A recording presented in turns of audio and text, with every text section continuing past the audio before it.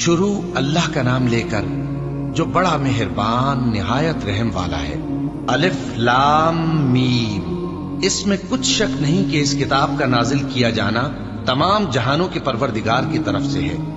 کیا یہ لوگ یہ کہتے ہیں کہ پیغمبر نے اس کو از خود بنا لیا ہے؟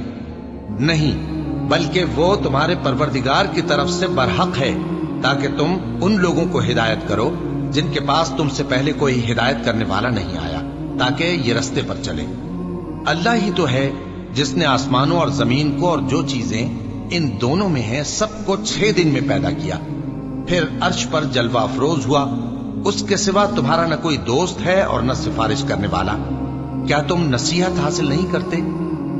وہی آسمان سے زمین تک کے ہر کام کا انتظام کرتا ہے، پھر ہر کام ایک روز جس کی مقدار تمہارے شمار کے مطابق 1000 برس ہوگی اس کی طرف رجوع کرے گا۔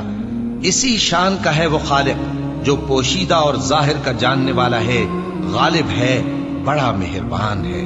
وہی جس نے ہر چیز کو بہت اچھی طرح بنایا، یعنی اس کو پیدا کیا اور انسان کی پیدائش کو مٹی سے شروع کیا، پھر اس کی نسل ایک قسم کے خلاصے سے یعنی حقیر پانی سے بنائی، پھر اس کو درست کیا، پھر اس میں اپنی طرف سے روح پھونکی اور تمہارے کان اور آنکھیں اور دل بنائے، مگر تم بہت کم شکر کرتے ہو۔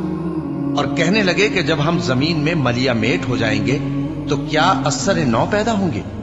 حقیقت یہ ہے کہ یہ لوگ اپنے پروردگار کے سامنے جانے ہی کے قائل نہیں۔ کہہ دو کہ موت کا فرشتہ جو تم پر مقرر کیا گیا ہے تمہاری روحیں قبض کر لیتا ہے، پھر تم اپنے پروردگار کی طرف لوٹائے جاؤ گے۔